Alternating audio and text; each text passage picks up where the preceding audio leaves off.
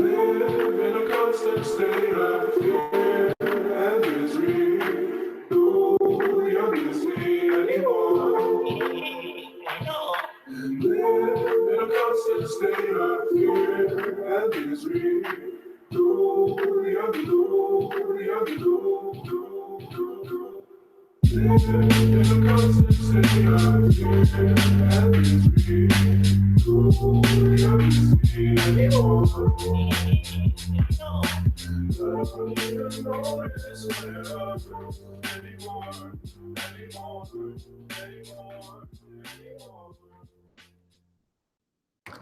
Hello, everybody. Today is Sunday, November 4th, and we're bringing you Block Digest number 137 at block height 548,755. And here's where I once again bitch at Bitcoin and go, fuck you. Stop spitting out like 5 fucking blocks right before the goddamn show starts. All right? Stop it. I am OCD about accuracy with that. Stop it. Yeah, I was wondering about that for one point. I was wondering if somebody goes back and watches it. It's not, I don't know, if it's actually going to add up because they're going to be wondering about the time. Exact. It is every single time. It is the exact block. I literally check it seconds before we go live. So Bitcoin, cut it out. Cut it out. Yeah, you're wrecking our time clock use case. Hey, everybody. How are y'all doing today? It's good Sunday. Mm-hmm. Halloween is over and there is no more candy. No more candy. Stupid anyway. Christmas decorations are going up, I promise you. What's going on, though, Nopar? Doing great, thank you.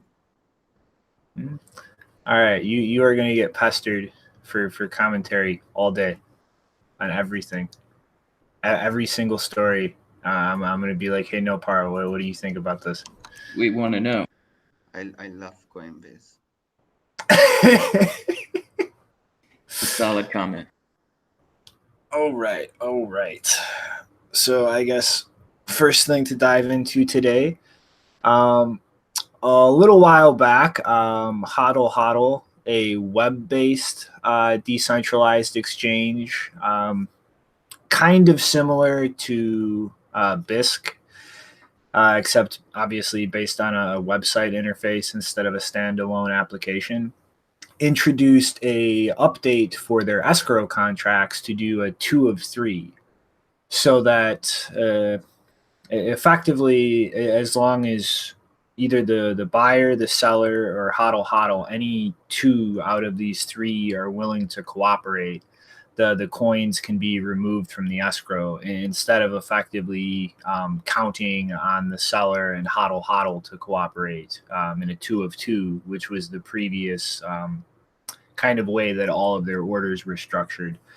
And they just a few days ago announced, in partnership with a company, Tenbagger, I think it's registered out of Estonia, they're going to be launching a non-custodial OTC desk using this layout, so that effectively the coins can be set up in a way where no single party has full custody over them, instead of kind of the traditional way, to my understanding, that OTC trading desks work now, where you effectively put the coins in an escrow controlled by the OTC desk, so that the coin custody can kind of be split around and distributed while the fiat side of things is being handled.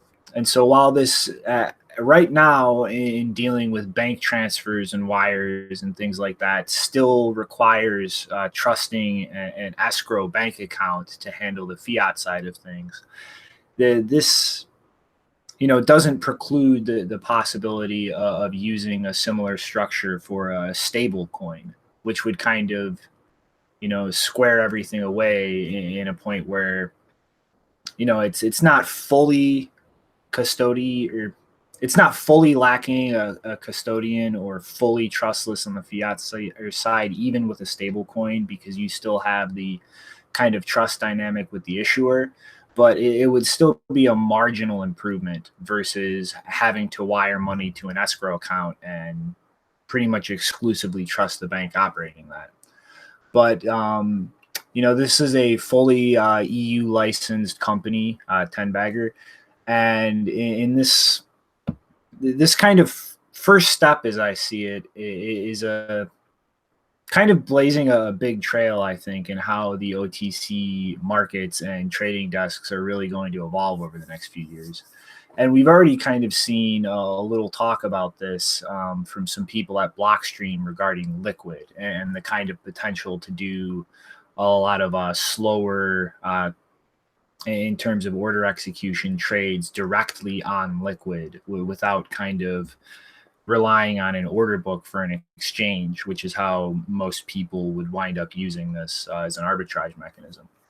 But it really goes to show just the simplest kind of things can fundamentally change the entire dynamic involved in the trading ecosystem. And I mean, literally just the simplest building block, a 2 of 3 multisig, allows a large amount of Bitcoin to be traded in a completely different trust model. And this is really just kind of the first step in the kind of things you can do with the Bitcoin scripting system in terms of conditions of spending coins. Like there's like no reason you couldn't extend this with like pre-signed time lock transactions or other things such as hash locks or any number of constructions you can do here to really flesh this out even more. I mean, for instance, like right now, this is effectively just structured in a way where you drop it in this multisig and then you require the active participation of, 2 of the 3 parties to actually redeem the coins. There's absolutely no reason that you couldn't structure things like this with pre-signed timeout transactions so that if an order isn't processed or completed, the seller could withdraw their coins without anybody's participation after a preset amount of time. I mean, when you bring stable coins into a picture, depending on what platform they're launched on, there's no reason you couldn't, organize atomic swaps between a stable coin and Bitcoin and have that be a separate branching path in something with a pre-signed timeout transaction that would refund the seller their Bitcoin. Like, in the more that the scripting system really gets built out, the more different potentials in the long term it offers in terms of actually fundamentally changing the tools that are at traders' disposal. And like this is like it's something that a lot of people on the cypherpunk or the anarcho-capitalist side of things might not really think about a lot, because people like that tend to really focus themselves on money, on using this for commerce and payments for things. But this is just fundamentally a huge door opening that just was not possible in the traditional financial system, because it's all based on just databases and records that are completely centralized. Like a platform like Bitcoin just fundamentally is capable of things that the old financial system was not, in terms of trading constructs and systems you can set up to facilitate trades and transactions. And it goes way beyond just buying your coffee with it. Like this kind of like structure and this general realm of things that could possibly be built really does fundamentally change the trust and the security when it comes to transacting very large amounts of money in financial markets. And I think there is a lot of potential in terms of things like this going forward in the future. Are you saying blockchain technology is the future? Yes, Nopara, that is exactly what I'm saying. Yes, I think this level of blockchain is definitely the future. I mean, you say it's. Did you were saying that this was a marginal improvement, or the liquid OTC was marginal improvement? I'm saying like a stable coin would kind of be a marginal improvement on the fiat side, but like this, like what Hodl's doing, I think is just kind of like that first step in what you could do theoretically based on like how you want to structure things and really how much you can kind of simplify it for the end user as far as what they're actually dealing with. Yeah, because I was just thinking like this isn't this you know, Tenbagger Hodl multi-sig is definitely, it's not marginal. This is a pretty big step in the step in the right direction, because we see so many people trying to do these decentralized exchanges, and we see people setting up tokens to try and quote solve problems to get that all set up. And really it's just you got to set up the right scripting language and get that multi-sig set up in a way to where people can take advantage of Bitcoin and, you know, have less trust involved in that OTC, and you know, have a more secure way to transact with large amounts of fiat and Bitcoin without having to you know, put that trust somewhere in the system. And I mean, like, this really can go like a long way in terms of the financial system. Like, you know, I think people, when they hear like security token, they think ICO, they think scam, they think this is horseshit, like just people using the blockchain buzzword. But I mean, like, if you're clear and upfront about like what that is, it's something based on trust. I mean, that's just what it is. And you're simply using a token on a blockchain, and importantly, a secure one, as just an accounting system for that trust relationship. I mean, like they are kind of useful. Like they are something that would make settlement and auditing and tracking things a lot more simplified, and really cut out a lot of middlemen in that ecosystem. But like this kind of like structure and this way of trading and dealing with things can extend into like assets like that. Like it's not just Bitcoin. Like this any kind of meaningful asset that can be put on a blockchain in a way that is honest and not just overselling horse shit with hype and buzzwords could benefit from something like this. Yeah, I totally agree. As far as, you know, just being something that can definitely change the way that business is done in current traditional finance, because, yeah, I mean, trust is just interwoven in there everywhere. And, you know, this is where, like, we're talking about these multi-sigs.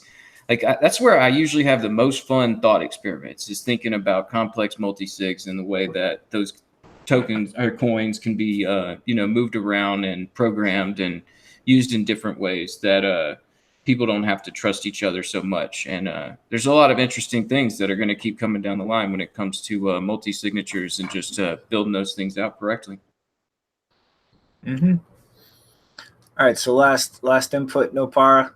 Come on, we need no para's thoughts. I wanted to ask that. Yeah, quite honestly, I cannot see any other use case for now. But how are atomic swaps coming around? The idea was around for a very long time now, and basically that's all we need. If we don't count the fiat system, then that's all we need to exchange crypto to crypto. How are these things coming around? Well, I mean, they work. I mean, really, the only improvements I see, you know, from what I've followed, is just privacy improvements, so that you're not linking things if things don't go wrong. But I mean, for security purposes, like they work perfectly fine right now. And like my only issue though is when dealing with like other blockchains, like what good is an atomic swap if the other blockchain you're dealing with is insecure? Like if that's subject to a reorg, then that atomic swap doesn't really mean anything, because somebody could gain control of the asset on the secure blockchain, and then the insecure one could be reorged, and you just got cheated. So, like, mostly in terms of atomic swaps, I see the greatest utility on a single blockchain, like things like coin swaps, or swapping between stable coins and crypto, or assets in crypto, and other things like that. But I really think that a lot of the use in terms of between two different blockchains is way oversold, because that atomic swap is only secure, or as secure as the least secure chain involved in it. Yeah, I think you're right there. I think there's kind of been also a dilution of the developers. It's like we got side chains and Lightning, and we got these coin joins, and what exactly are we achieving there? And I know we've had some back and forth discussions in the Mumble about atomic swaps and multiple chains, and it's just like you're sort of exiting the trust of the Bitcoin network, and it's not to say that a chain is necessarily insecure in the fact that it's just easy to take over. But I mean, it certainly would be easier than the time-tested system we have within the Bitcoin network. Mm-hmm. Yeah, I know, Par, you developer. Stop being so deluded. No, what I'm saying, there's like only a few developers and a lot of stuff going on, so they're spread out. I'm in a ball busting mood today. So no offense taken. I wanted to ask that they work where exactly can you use them? I mean, because there is a very long way from having an idea and having a theory that works to actually, where should I send my money to exchange it to shitcoin and then later back? How does that work? I can't. Can I? Well, there's command line tools out there. Few services that aren't really too widely known. Yep, you can do it. You can do it. I know you can do it. Might not be easy. You can do it. I'm only clicking. I'm not touching my keyboard. No atomic swap for you. All right. But yeah, this is I don't know. This is an interesting first step from Hodl in terms of implementing things, regardless of what you think about the platform. So I'm hoping to see more stuff along this line get built out in the future. All right, Janine, you have a full desk today, so let's get to it. Yeah, I'm probably going to make another request that we split up my stories. Like I can probably do the first two. Shinobi, come on. I'll do two, and then Rick can go after me, and I'll do because the Julian Assange one is a doozy. So All right, fine. Go. So, okay, so once again, we're talking about the BAT token. On November 2nd, Coinbase announced that they had listed the BAT token on their exchange.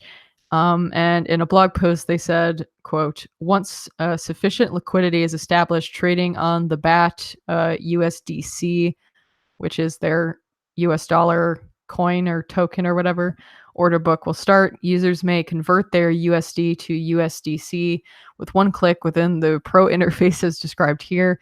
BAT trading will be accessible for users in most jurisdictions, but will not initially be available for residents of the state of New York, obviously, because New York sucks. It's actually not a story that I remembered to include on the news desk, but recently a crypto ATM company was approved for a BIT license to operate in New York. And it was hilarious to read about how, it was such a convenient ATM, and it was meant for unbanked people. But I can't even use the ATM because their KYC restriction on the thing is that you have to show a driver's license and a phone number and take a selfie, which I cannot do because I don't have a driver's license and I don't use smartphones. So I cannot even use the ATM in New York, which is just perfect. New York sucks. This development, though, with Coinbase and the BAT token is interesting, not so much because the price of BAT pumped in the hour leading up to Coinbase's announcement, which, of course, that did happen. But rather that if you listen to episode 123, where I talked about a conversation that I had with Brendan Ike on Twitter about a month or two ago, can't precisely remember, you would know that Coinbase's coin management incompetence had a big influence in the Brave browser dropping Bitcoin from their payments extension or system last year.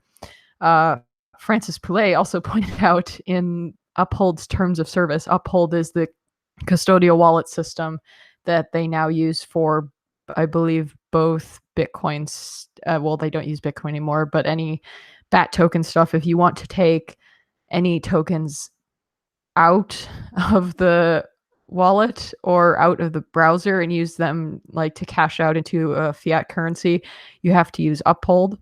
In fact, I think the wallet itself now for BAT in the browser is actually it's all Uphold. I'm not sure how it works. It's kind of obscure, but that's their fault.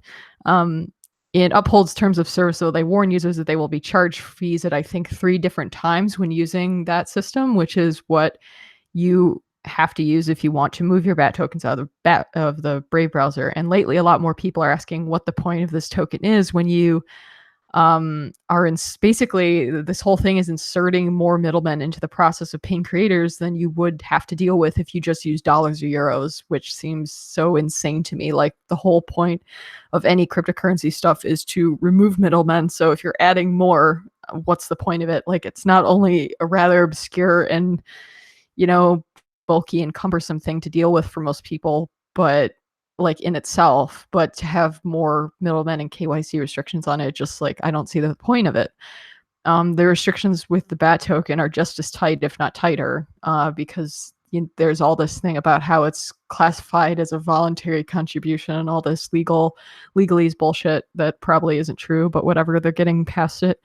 But yeah, if you read the Uphold terms of service, you get charged fees to convert from the BAT token to Bitcoin, and then you get charged a withdrawal fee plus 1.05% plus the Bitcoin fee.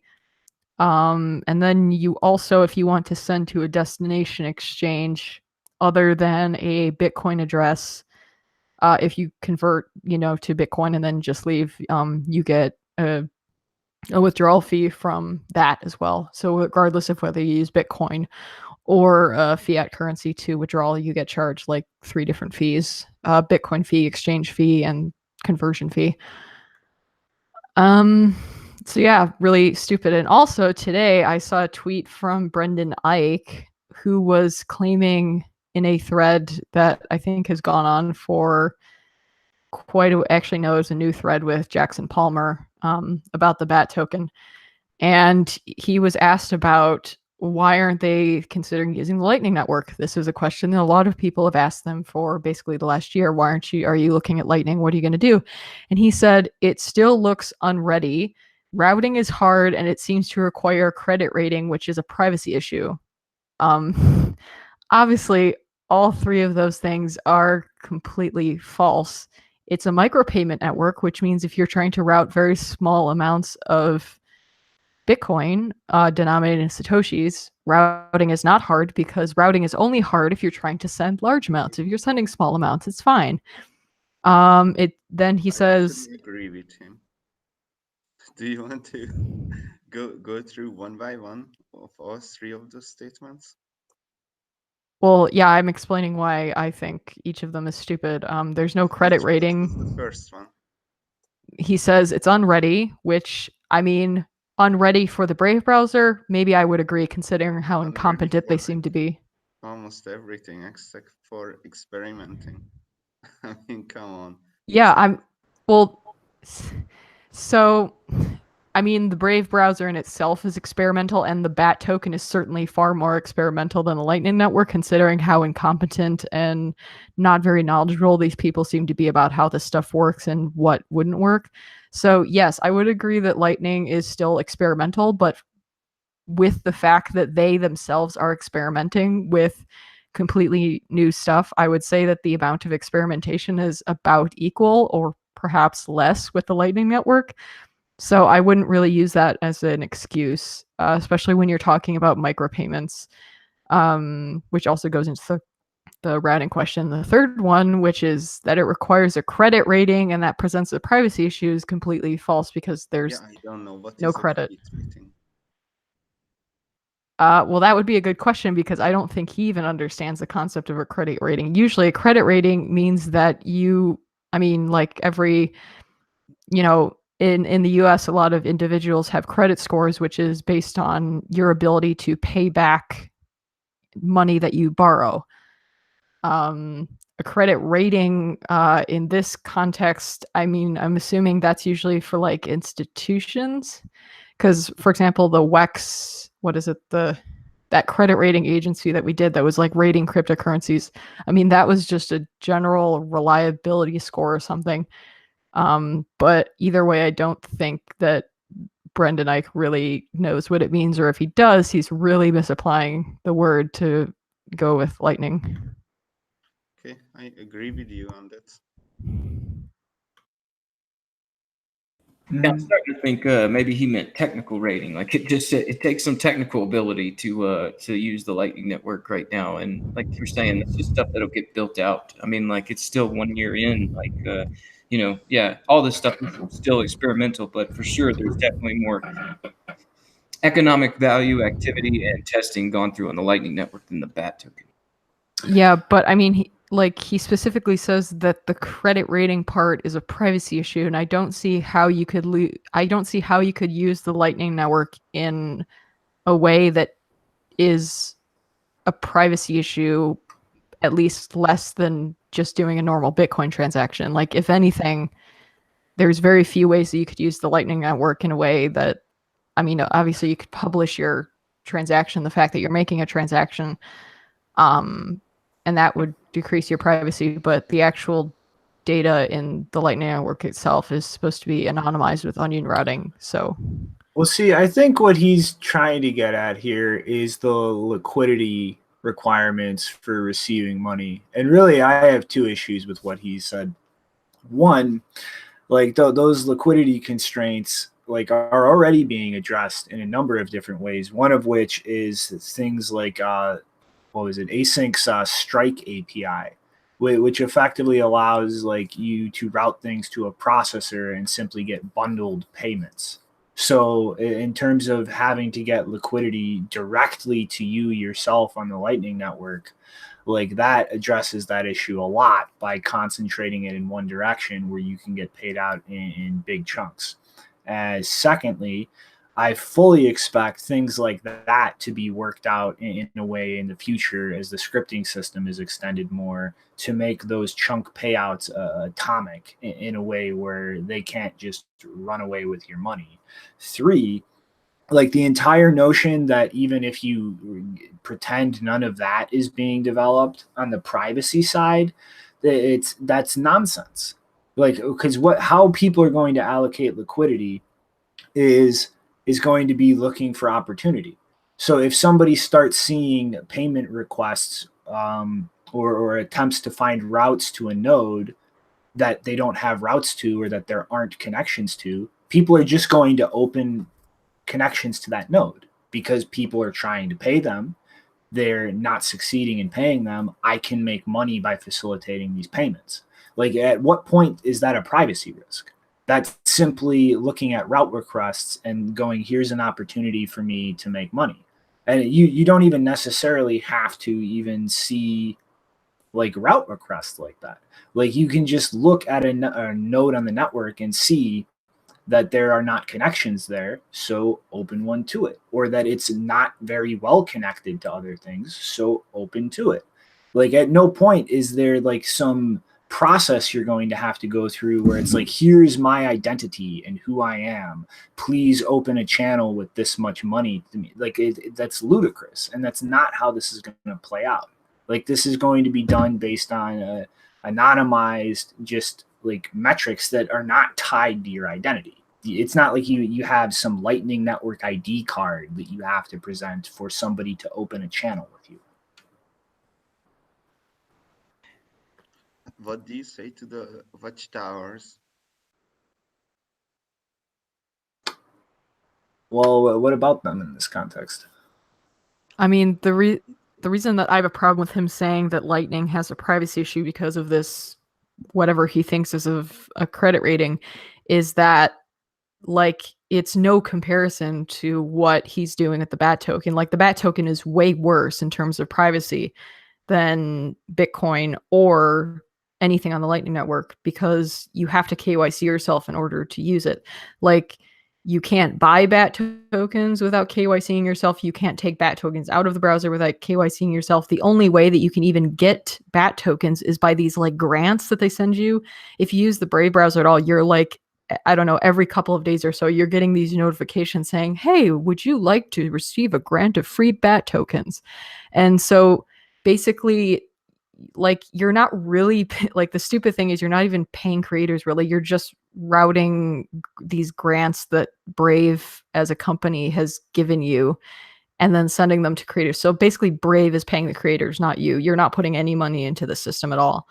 So I mean, the whole BAT token system is so much worse than all of this that I can't believe he's even complaining about Lightning Network, because everything he's built is worse. It's a pretty good point. It's even a blank statement without the context, but if you consider the alternative is the BAT token, then it just makes absolutely no sense, even if Lightning would have terrible privacy. He never makes any sense. He's just trying to justify creating a shitcoin because Coinbase's fees were too high to buy Bitcoin because they suck at UTXO management. That and it's just like, seems to be commonplace now for these projects to just use language and bring it in and use it out of context to try and redefine it. That seems to be common nowadays. Mm-hmm. Alrighty though. Did y'all want to speculate on the insider trading at Coinbase? I mean, is it even really speculation at this point? No, I saw I some don't- people saying it was the algos. That was it. Oh, I bet it was. Oh, so it's the bot. They have a bot that's insider trading. Yeah. Yeah, so the Does bots, that count? see, the bots would react off of volume, which would be generated by people who knew things they weren't supposed to know. But Shinobi, maybe there was a bot that just knew things, and then it like triggered all the other bots. Yeah, there was a great post by, I think, I Am Nomad that had it all laid out, where it was like 20 minutes before the announcement, and then the announcement. It's very obvious there was some people jumping in before the pump or the announcement. Mm-hmm. Alrighty though. So, what's going on the Darknet, Janine? Well, in terms of another cryptocurrency or token that does not live up to its privacy claims, well, you probably all heard about DevCon 4 happening in Prague, which was supposed to be an Ethereum event, but they also apparently invited some Zcash people. At least they invited one, which is Zooko. And something that Zooko said, once again, has made people a bit angry, including me, which was, I mean, I haven't looked at the video yet, but Josh Cincinnati quoted Zooko during his talk at the event. It was sometime after he went through the sapling transaction structure. And he said, someone in the audience asked why many darknets don't support Zcash and whether that's a good or bad thing that they don't use it. And Zuko's response was apparently, we looked a little bit into it and it seems like criminals don't trust it being Zcash, because they don't trust me and I'm okay with that.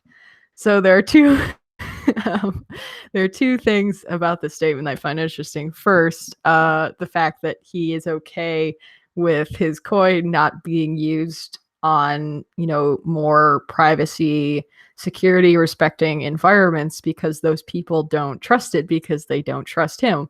I mean, I know a lot of people who are not on any dark nets who don't want to use Zcash because they don't trust Zooko, but that's another story.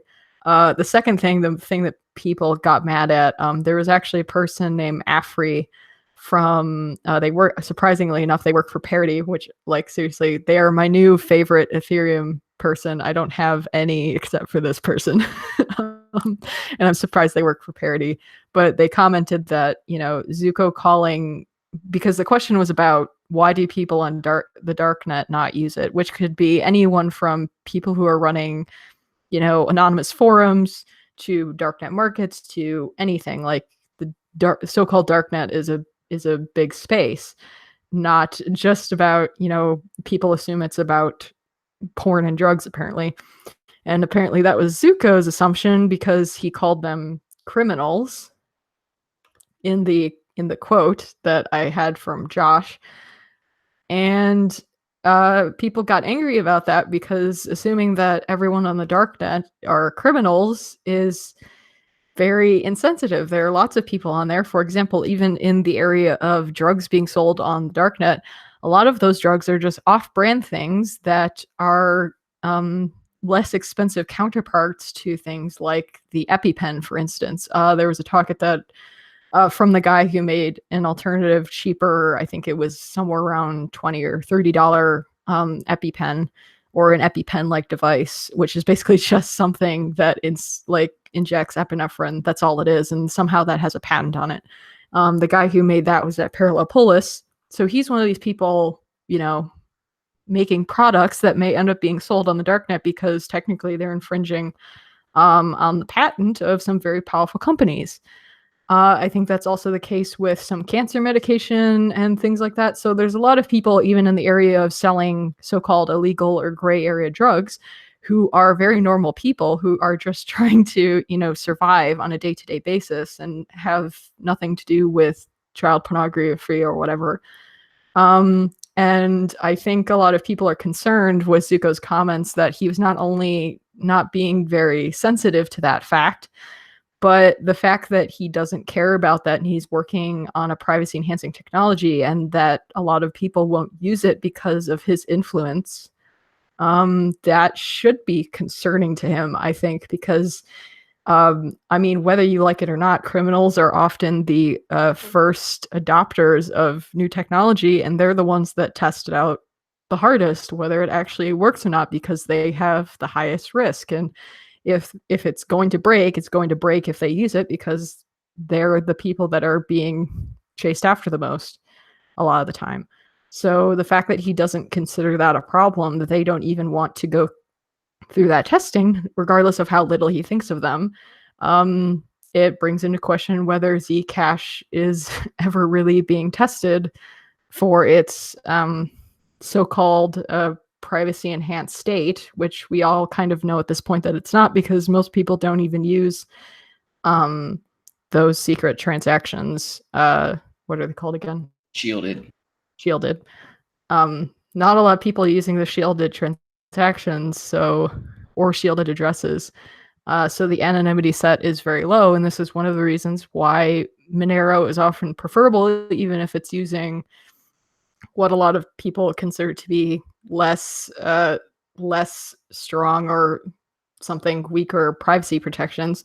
They do it just because the overall anonymity set is just larger, because everyone mandatorily has to use it. There's no distinguishing between these public addresses in Zcash, which are basically like Bitcoin addresses. There is no divide between the two. Janine, I have a friend who is building a privacy tool, and he cannot say things like he wants darknet people to use his software in public. Maybe Right. Zooko has the same thing, like my friend. I was gonna talk about that for just a sec, because Zooko's local here, and I've run into him a couple of times on the street, and he talked to me in private about something different, where this was right after some people got busted using Monero for the darknet markets, and at the same time the ASICs were being developed and Monero was about to fork. And I had asked him about, like, what do you think of this and how do you compare this to Zcash? And he told me about an interesting feedback loop where he was saying, like, unless you attract enough criminality, governments don't have a reason to actually break your encryption.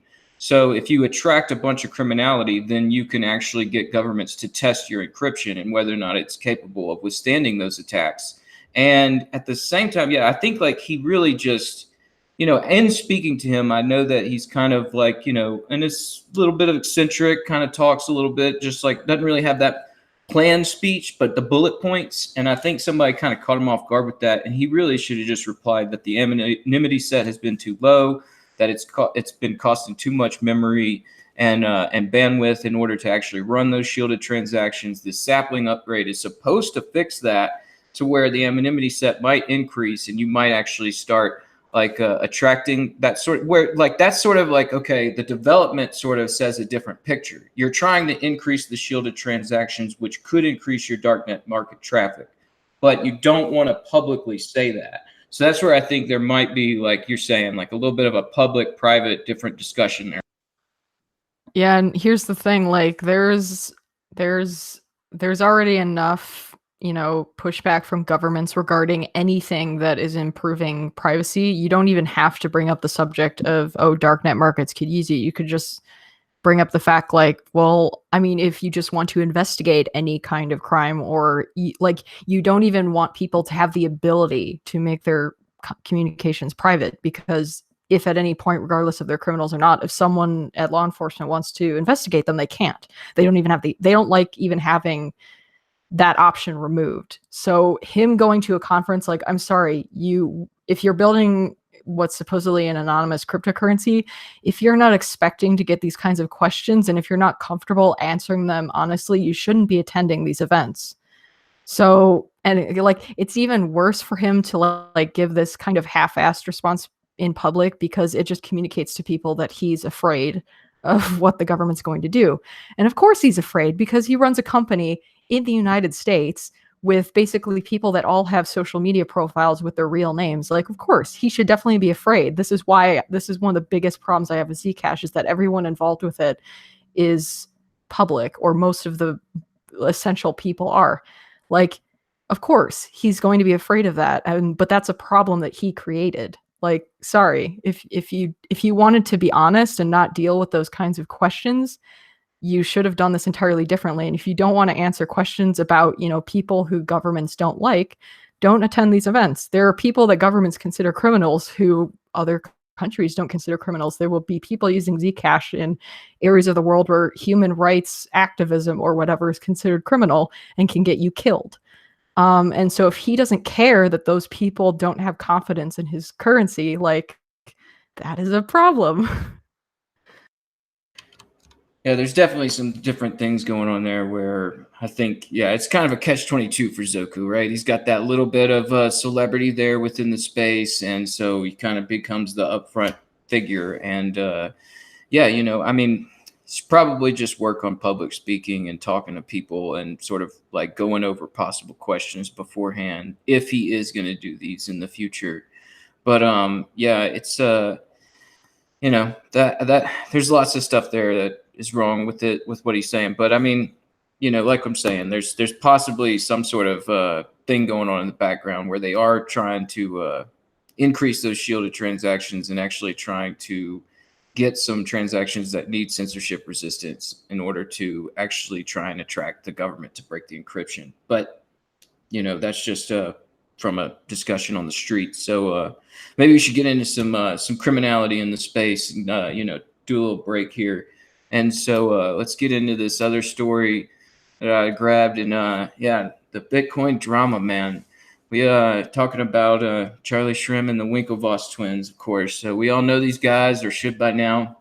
The Winklevoss twins run the Gemini exchange in New York, are suing the former executive of BitInstant, Charlie Shrem, for allegedly not paying them the full amount of Bitcoins they had purchased back in 2012.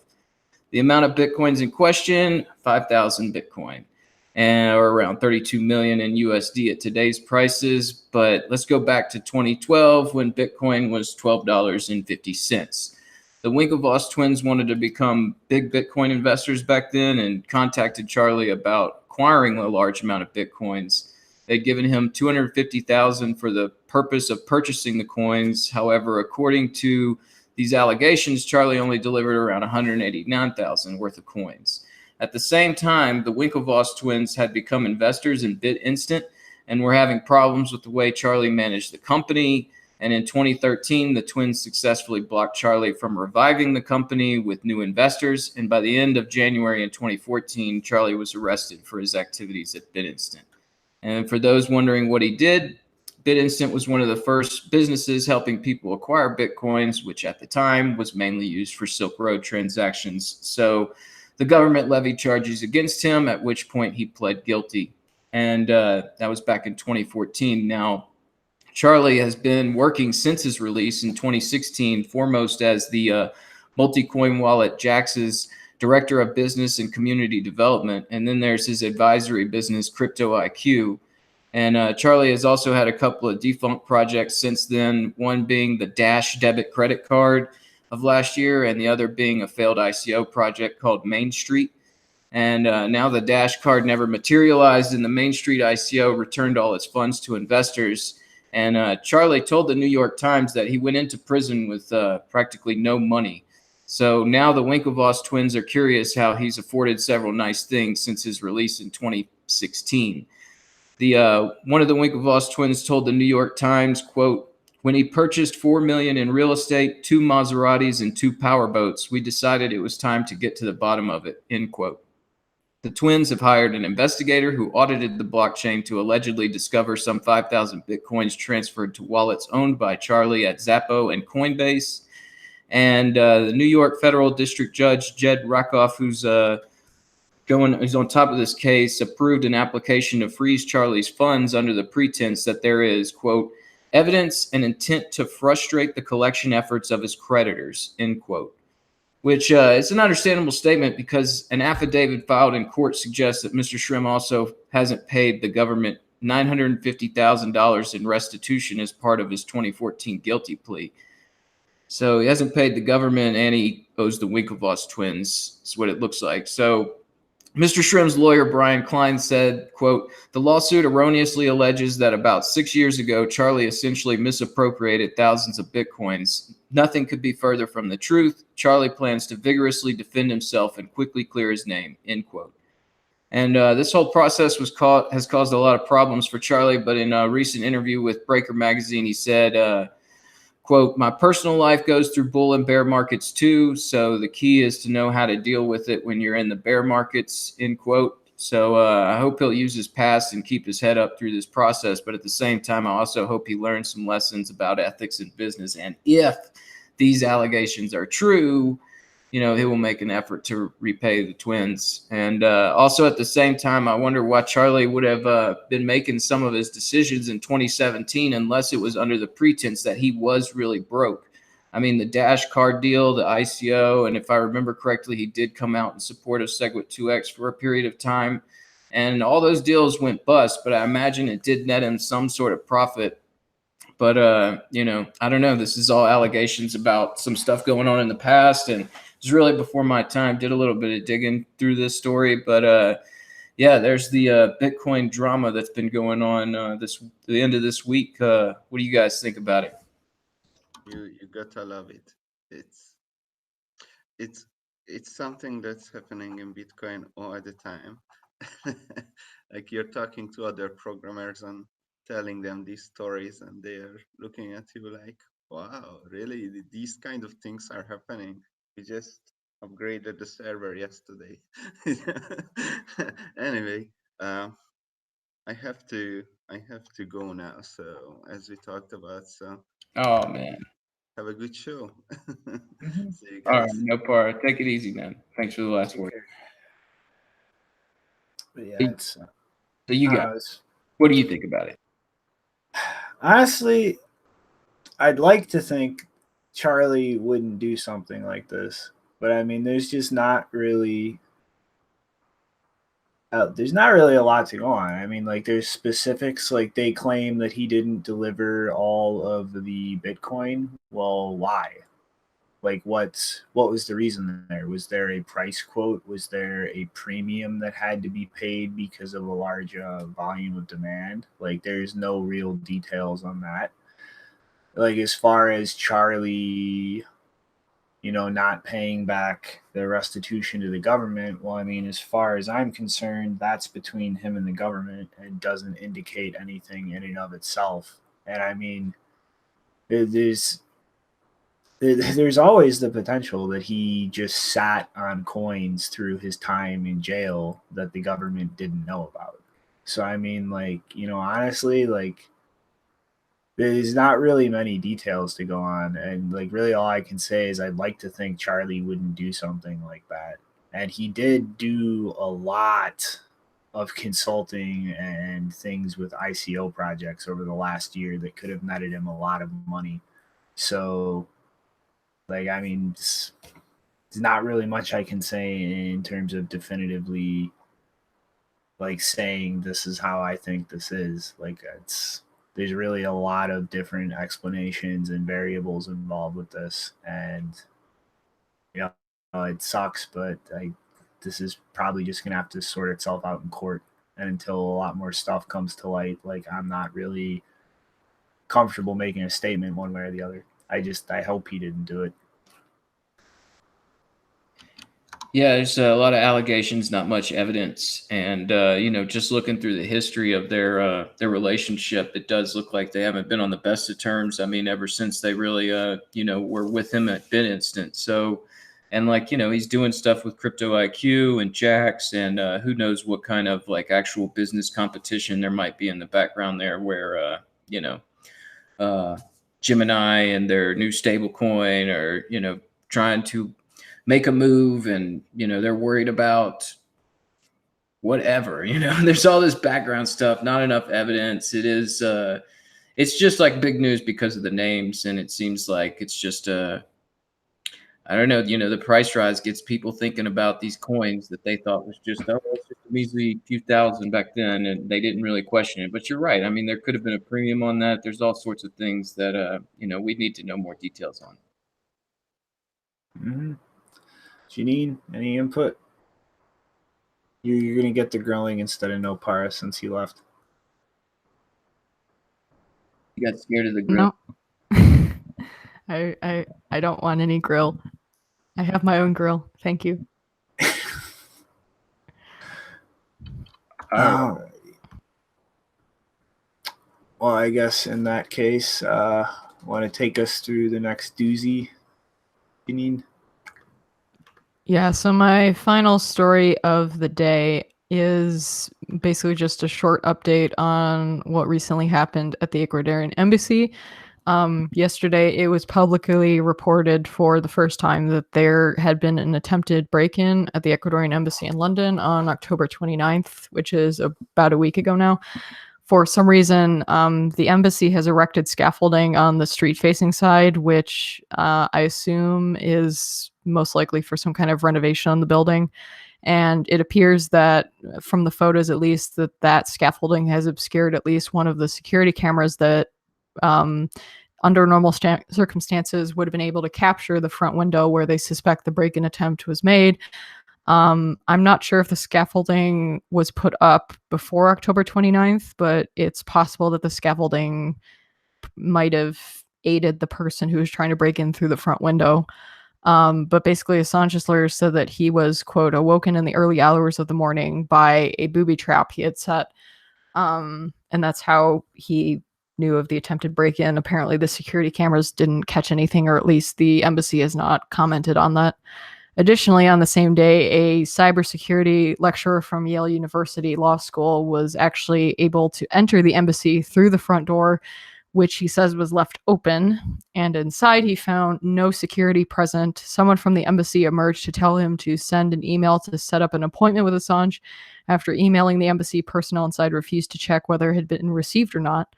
And basically, this weirdness about communication and being able to visit him is because Assange is currently testing or contesting the terms which Ecuador has served him with in the last month, which include much stricter or much tighter restrictions and requirements on people visiting, such as providing a bunch of documentation and turning in information about any devices they wanted to bring with them, as well as further curbing his exercise of his freedom of speech, which is technically a violation of Ecuador's constitution. They are not allowed to, even when citizens are abroad or under any kind of asylum status in another country, Ecuador is not allowed to restrict freedom of speech. That's not that's stated very clearly in the Constitution. Another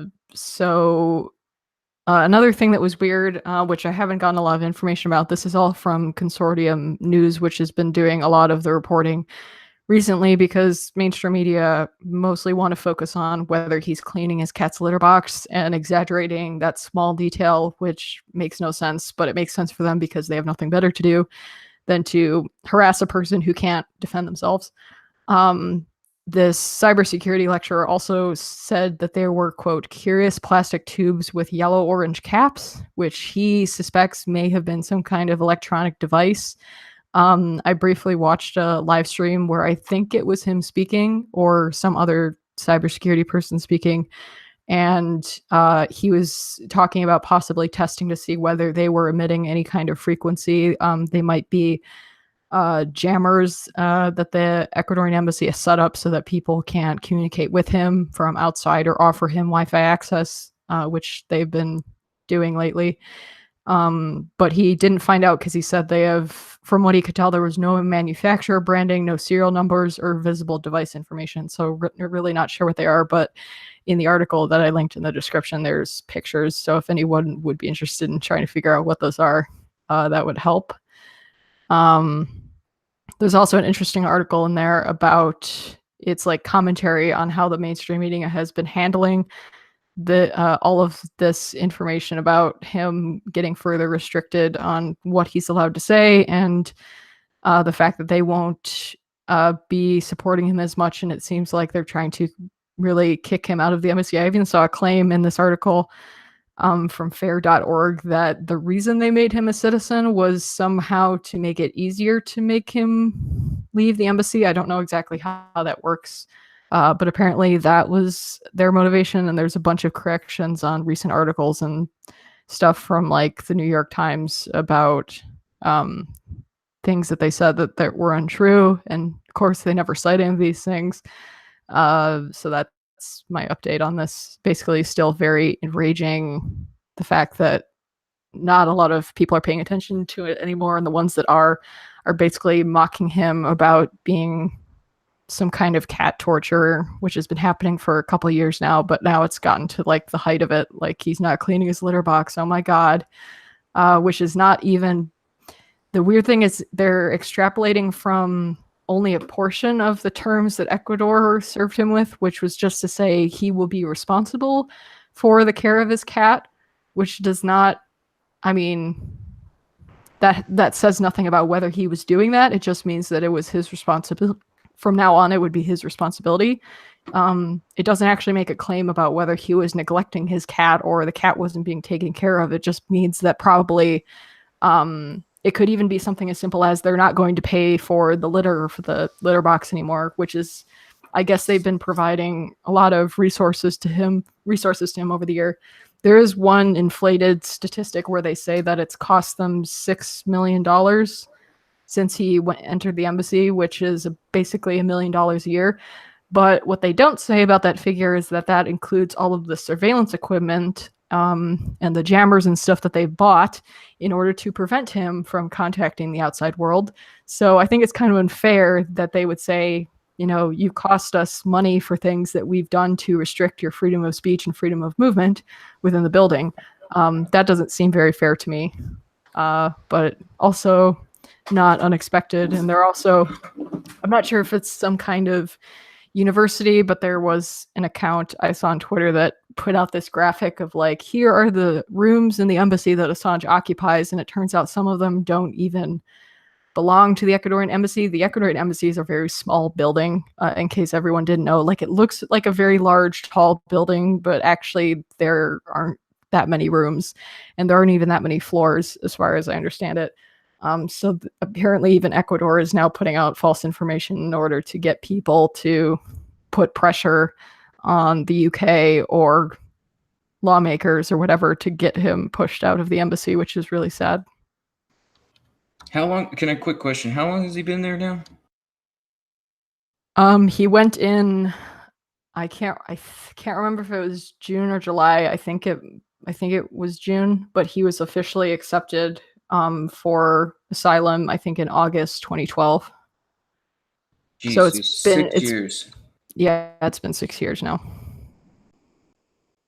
Lord, I mean, it's just crazy to think that, he spent 6 years there, and the whole time, like, he's had a lot of support from the outside world in general, and this whole time, this like just been this unrelenting force to try and push him out of there or get rid of him, silence him, to the extent of somebody breaking in the front window and him having to set a booby trap in order to detect whether or not like somebody's actually coming for his life at that point in time.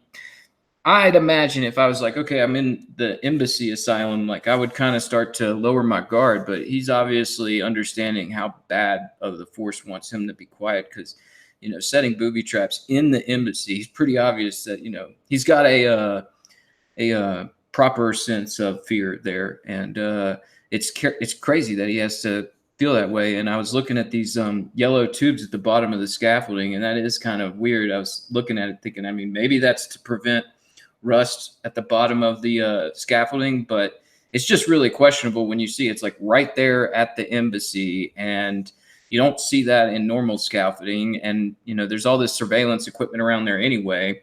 I mean, it wouldn't be too surprising at all if there was something in those tubes as far as helping jam signals or surveil what's going on inside the embassy. It's just crazy to hear that like it actually getting to this level where they're breaking in. They can't drone attack it, so they're gonna send somebody to break in.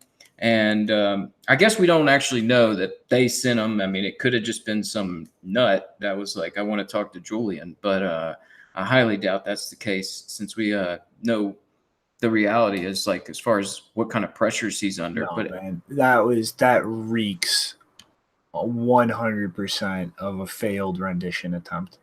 Like scaffolding set up, blocking a key camera, the fucking security like services at the fucking embassy just mysteriously being gone. Like, no, that fucking reeks of a fucking rendition attempt. it's just crazy that it goes all this way to where it like took a new Ecuadorian leader, and now it's getting to the point to where they're saying Julian Assange is a citizen of Ecuador in order to actually, try and get the legal right to get him out of there. It's crazy that it's like it's from both sides, and they're very powerful forces, and this guy's doing it all alone. And I mean, this is where it's like, if something happens to him, I think it would be just like a terrible situation for everybody. Would kind of realize the fact of like, okay, the game's over when it comes to being able to tell the truth. Like, because it is kind of like the last battle line where it's like there's, just unfiltered information to where you can discern the truth, or, and that's through this whole battle line of whether or not that's going to be able to continue, or you get the mainstream media narrative that tries to, build all the information for you to try and tell a story. So it's I imagine that most people are looking at the situation similarly, to as far as just this similar to my mind, looking at the situation of like, if Julian Assange gets arrested or assassinated or something terrible happens to him, it's going to be real bad as far as just like anybody else trying to do the same thing. Yeah, and I just want to point out the reason I quoted that guy and the fact that he tried to enter the embassy on the same day that the break-in happened. That was because normally you wouldn't actually be able to just walk in and have no one notice you. The reason is because they've actually decreased the security on the actual building itself. Like, they don't have people standing guard to even watch people come in, which is something they used to do. So basically he's in a really tough situation where he can't leave the building to go and get security equipment. He can't have people come into him to give him security equipment. That would make up for the fact that they're not really defending the premises anymore. And so he basically has to make do with whatever he has in there, setting booby traps on windows to wake him up in order to protect himself, which is really scary. We need El Chapo's guys to start digging a tunnel under that place. I don't know, man. It's bad. I mean, just thinking, how can you get that guy out? I mean, it's a real hairy situation that, I mean, we're just going to have to keep following. But I mean, it's real hard to say how it's going to pan out. Mm-hmm. I mean, it's fucked up. Like,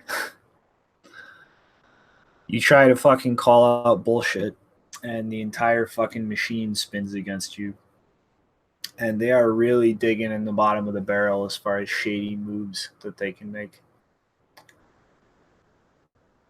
But yeah, I don't know.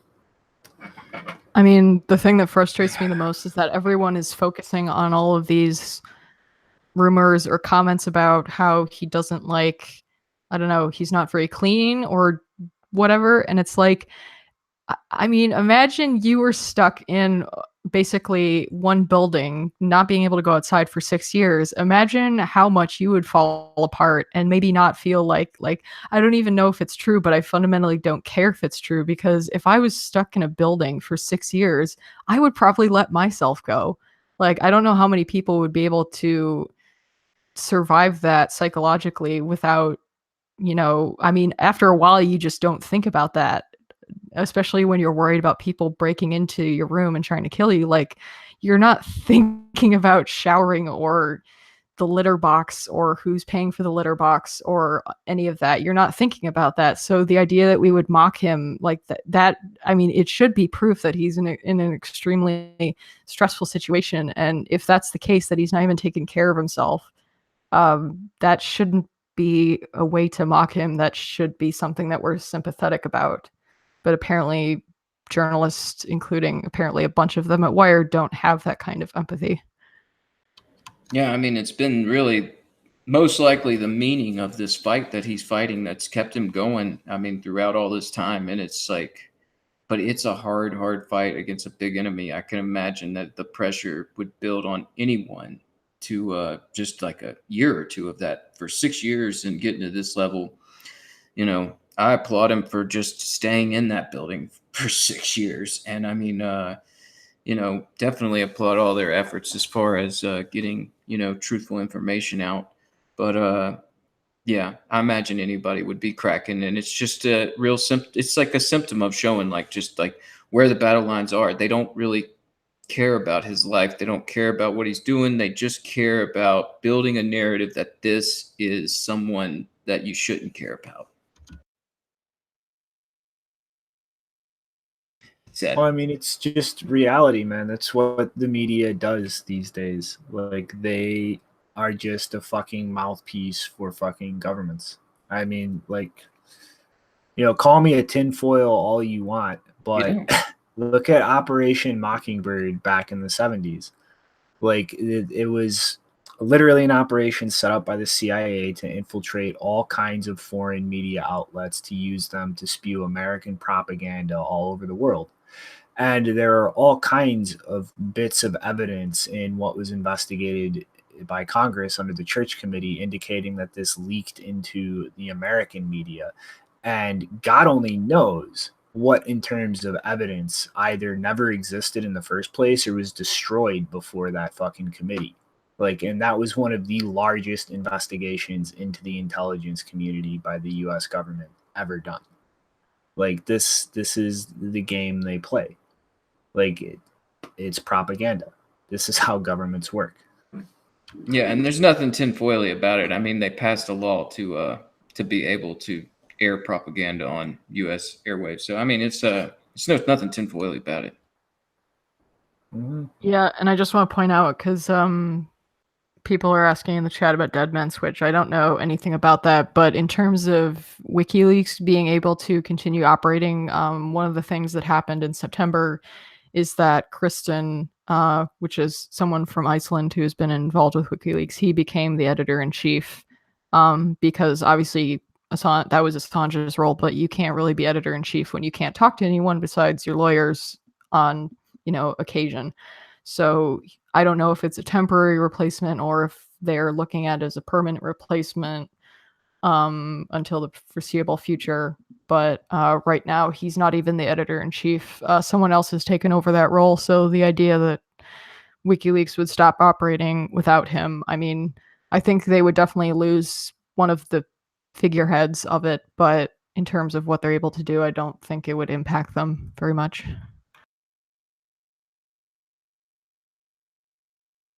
Mm-hmm. Alrighty, though. Guess we're going to roll along into the next bundle of stories. And I'm going to kind of condense these next three into one so we can just kind of go through all of it at once. But getting to be about that time, the Bcash popcorn moment, and last-minute lines in the sand are being drawn. So Bitcoin.com and Roger Ver have stated that they will continue to run Bitcoin ABC and Bitcoin Unlimited for their mining pool, their wallet, their block explorer, their faucet, and all these stupid, pointless little games that use Bcash to make it seem like people actually use it for something. They're going to continue running these versions after the network upgrade. And they're going to start using block templates from Unlimited and ABC 18.2 post upgrade for their mining pool. The block explorer is going to function with ABC 18.2, and all of their games, their mining pool, and by mining pool, I'm assuming they mean block reward and faucet, are going to start using op check data sig post fork. So they have clearly sided with Bitcoin ABC and Amory. And if you've been paying attention to Twitter, Craig Wright is not very happy about that at all. In another note, in response to the fork, Ledger, the wallet company from France, is going to be disabling Bcash support before the fork and pretty much just leave it offline until after the fork. And this isn't really shocking here because, I mean, they're trying to take some kind of basic step to prevent users from getting fucked over in any way without replay protection. Obviously, as we all should remember from last year, that can easily lead to people losing money. And the one thing I want to point out here, though, is they do say that you can use third-party wallets supporting ledgers such as Electron Cash if you want to transact while Ledger has their Bcash services offline. But later in their announcement on their site, they tell people to they say they recommend moving your Bcash to a different wallet or exchange platform that will continue supporting it. And this is just, I'm going to say that this could potentially be a translation issue, being a French company and making an English announcement. But regardless, this is very stupid to use that framing or phrasing after specifically telling people to use something like Electron Cash in tandem with their ledger. Because the way they're framing this is like you should move your coins off of the hardware device to some other wallet or platform. And I mean, frankly, that is just unbelievably reckless advice for a hardware wallet company, which generally target inexperienced non-technical users as one of their product like main market niches, to literally move your coins to a less secure wallet to access them during the fork, when there are solutions out there to access your coins while maintaining your keys on that hardware device. So just the phrasing here and the way that can be misinterpreted by newbies is just incredibly irresponsible in my mind. And honestly, isn't really shocking given Ledger's history of not really taking things that should be taken seriously. And lastly, Coinbase has made an announcement in regards to the upcoming hard fork, and pretty much are hedging their bets heavily here. They are saying that they are prepared to support the published roadmap from bitcoincash.org, which would be the ABC fork and Amory. But unlike previous BCH hard forks, as they put it, there is a competing proposal that is not compatible with this published roadmap. Coinbase will monitor the hard fork process and work to minimize customer disruption until the network meets Coinbase security standards. We will pause send and receives on Bcash wallets at Coinbase.com, in our iOS and Android apps, and at Coinbase Pro and Prime at 8 a.m. Pacific Standard Time on the day of the hard fork. about 1 hour before it actually forks. And yeah, they're pretty much just going to monitor the network from there and decide when to bring services back online afterwards. But the key thing here is, in the event of a split, which I think there's a very high likelihood of it happening, they make no statement whatsoever as to what will be listed as Bcash, what will hold on to the ticker. And honestly, this is one, I think, them just slightly in their brain damaged way, learning a little bit of a lesson from the entire 2x and UASF, period. But also, it's really interesting because both of these forks are hard forking away from the current chain. So unless Cobra actually winds up maintaining the original chain, there is no incumbent here. There is no clear, this is Bcash. And even if there was, honestly, there's still the matter of Classic out there. But I digress. And so it's really going to be kind of interesting to see how this plays out. Because really, this is kind of potentially what Bitcoin might have had to deal with last year if everybody involved in the New York agreement had followed through with their stupidity to the last mile. And there's already companies drawing lines and picking different sides here. And there being no clear incumbent here, like with both of these chains effectively hard forking away from the current chain, like this could get incredibly messy. Like I don't even want to think about the liability to lawsuits for fraud, despite it not being anywhere near as clear cut as the NYA would have been with Bitcoin. The clusterfuck that this is going to cause for the markets, the dumping wars that could potentially result from this. I mean, like this is pretty much going to grind the entire Bcash ecosystem to a halt.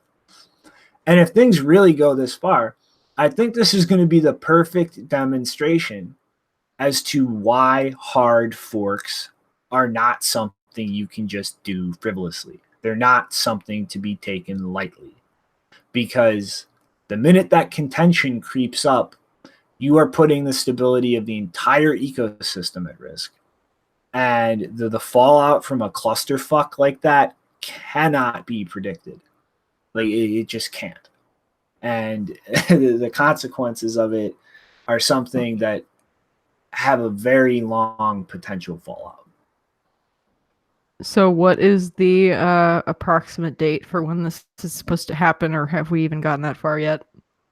November 15th. So one day after 2 episodes, or no, one day after 3 episodes from now. So wait, all of this crap is happening again in November. You know what? Fuck it. Let's just do a live stream and laugh at it. Like, just fuck it. If it happened. Sure. Right. I'd be down. So, I mean, I just want to point out that there are two important dates coming up. November 7th is the anniversary of Parody Suicide, and November 8th is the SegWit2x, the end of SegWit2x anniversary. You can use all of those. 8th of November, Guy Fawkes renditions and all of that. Always remember the 8th of November. Yeah, for sure. I think that I don't know. I'm going to kind of take a little bit of a different position on this. I was just looking at it. I'm thinking, maybe this is just to show contention with over there, where it's like they can say, well, we came together under an agreement and we have reached consensus, and it's just like some big show to play out later, where they can use a bunch of buzzwords to try and attract more people to say like, okay, well, Bitcoin Cash just went through this upgrade. And, just looking at, Roger siding with Bitcoin ABC and Jahan and all that just kind of makes me think it's like you got most of the value there as far as miners and liquidity. I mean, like, what does Craig Wright have other than this reputation? It just makes me think that, he might be pissed, but I think, in the good of the whole overall battle between Bitcoin and Bitcoin Cash, it would make a lot of sense for them to come to some sort of agreement and play that sort of game out. But, that's just a guess. I don't think that's going to happen, dude. Craig has lost his mind, and if he backpedals, he loses the whatever deranged lunatic charisma has the small number of people still following him like this. Yeah. Yeah, I really don't hear any. Like, I would have to go to Craig Wright's Twitter account to see what he's doing. I don't hear anything about him in the last half year or so. I know, that's what I was about to say. I stopped following him. I haven't heard anything about him. And then also there's still Calvin Iyer, and really what his motives and outlook on all of this is, because he is a huge bankroll factor with Craig. It sounds like they're kind of just blowing their money on boats. In fact, people in Bitcoin are also blowing their money on boats. That whole cruise ship thing was so dumb. Everyone's blowing their money on stupid boat trips. Blowing their money for sure. Yeah. I was going to say that Ledger announcement, maybe that was like a cover their ass statement where they were just saying like they recommend you move your Bcash during the fork in case somebody says like, I didn't have access to my assets during the fork to where I couldn't properly split them, and now I'm owed this or something, where they could say, well, look, we recommended that you could move your coin somewhere. I mean, like, it might not have been worded the best, but I was just thinking as you were saying, it might be just like to try and cover their ass through this whole thing. But they already have their ass covered, man. I mean, they have like every single hardware wallet out there has like disclaimers, and like they have no liabilities. So like anything that happens, they're not responsible for. Like use of their product waives all liabilities on their part for anything that happens due to the use of it. Well, yeah, I don't know. It's like you're saying. I mean, French to English, it could have been some, wrong wording there. Mm-hmm. All right. Any thoughts on the impending popcorn left? I've got popcorn ready. All right. Well, the SEC has issued their second, I believe, annual report from the Division of Enforcement, pretty much trying to look at, or rather demonstrate their ability to actually accomplish something in terms of enforcing regulations. And really the only reason this is up here is ICOs received kind of a special note in terms of their cyber division and actually dealing with technologically driven threats, air quote, so to say. And really, it's kind of showing that there was, what was it, how many mentions were there? Like 30 different mentions in the entire report, and a dedicated section kind of covering a little bit of their enforcement actions regarding ICOs. And it kind of showed, just how really in-depth this is. And the fact that to the degree that a giant bureaucratic behemoth like this can be adaptive, that to some degree that they are learning to be a little flexible with things like this. I mean, like they've literally done everything from freeze companies trading, like in the Long Island blockchain incident, to that absurd website they made with a fake ICO to kind of perform some kind of retail investor education project about the dangers of ICOs and everything in between. And they've kind of tactically really been picking and choosing which projects they go after and how they choose to deal with them to kind of get the most mileage in terms of disincentive it's creating for the market versus how much effort and time and money they actually have to put into whatever kind of means of enforcement they use. And, really it's kind of working. I mean, like we saw in January, what was it, like $3 billion pumped into ICOs. Well, last month we didn't even get over $300 million. And it seems really like this figure is kind of tapering down. And, they've even gone so far, not directly with ICOs, but like everybody remembers one broker being shut down. Like they've literally gone so far as to work in conjunction with the CFTC and shut down a business just because they're trading, market-based derivative products of legacy, like financial or products and tools. And like, I don't think that this attitude or this way of engaging with the space is changing whatsoever. Like, I think the further we go into people continuing to test the waters here, the more harshly the SEC is going to really crack down on this. And ultimately, I think, like, as fucked up as it is, and as much as I think the SEC is a bunch of incompetent shitbags, that they're probably going to be one of the biggest factors in ICOs being kind of knocked back down to reality. And as much as I would like to say everybody vigilantly running around and researching projects and just calling out scams for what they are, I really don't think that had anything as much to do as just the SEC and the threat of them actually throwing you in jail or hitting you with fines had on, ICOs kind of fizzling out over the last year. And I don't like seeing the government stick its nose into shit that I don't think that they should be sticking their nose into. But I really do think in this case, they kind of contributed to a healthy change in this ecosystem to some degree. I wouldn't agree with that because I think the main reason that ICOs kind of fell out of favor is because even as stupid as some people are, as a lot of people are, they eventually realized that a lot of them are just pump and dump schemes, and so they stopped putting money into it. And I think maybe we overestimated how many people were actually participating in ICOs even when they were really going crazy. And I think there's an element of people just making projects so they can shove their own money into it and pretend it's other people's money so that they can, I think part of the ICO thing was actually money laundering in this case.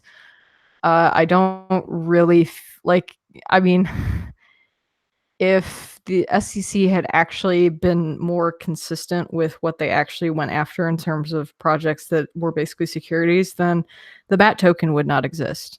The fact that the BAT token still exists is because, the SEC just threw its hands up on some that were able to, at least from my perspective, probably lobby the government to ignore them or use clever enough language not even really clever language, but just language that was, I don't know, not eye-catching enough for them to take a look at. But I really don't think that they did very much at all.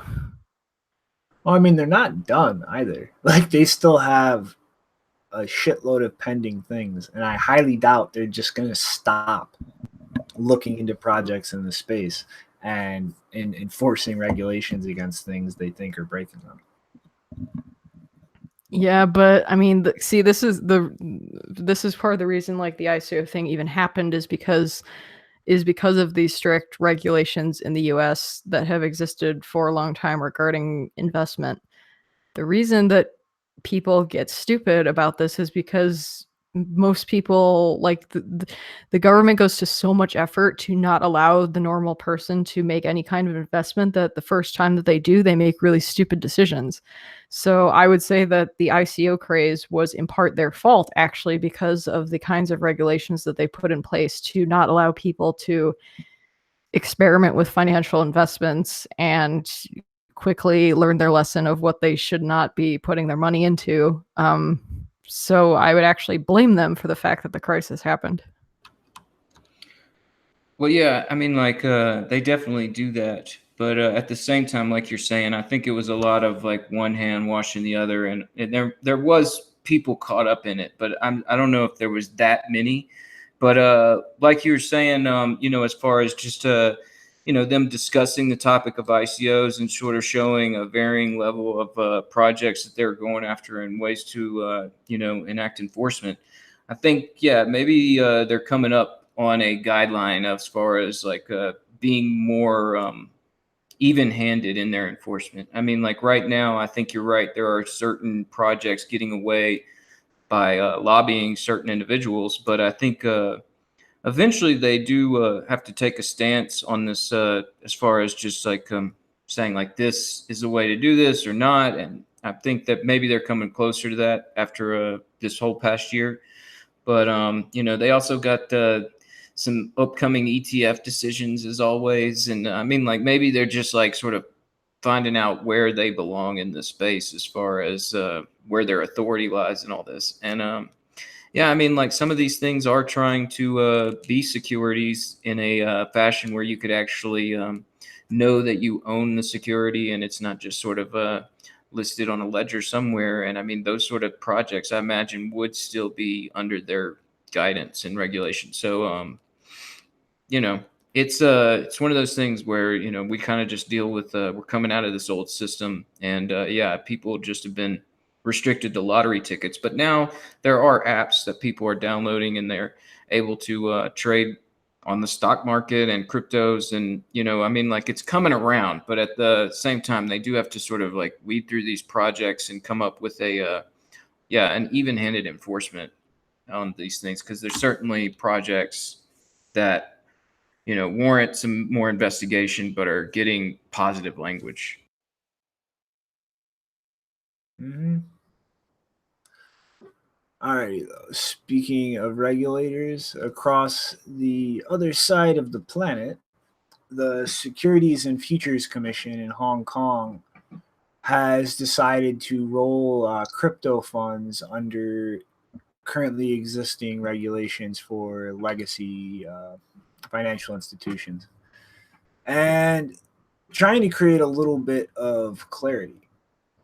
So they're pretty much like specifically deciding while China is creating all kinds of regulations and crypto specific, you know, rules and laws trying to stamp things out, that they're just going to kind of roll things under the legacy framework and really try to attract a lot of the activity that China is trying to discourage. I mean, over the last year or two, one of the biggest results of mainland China kind of taking steps and getting harsher and harsher in clamping down on the ecosystem has been businesses picking up and moving to Hong Kong.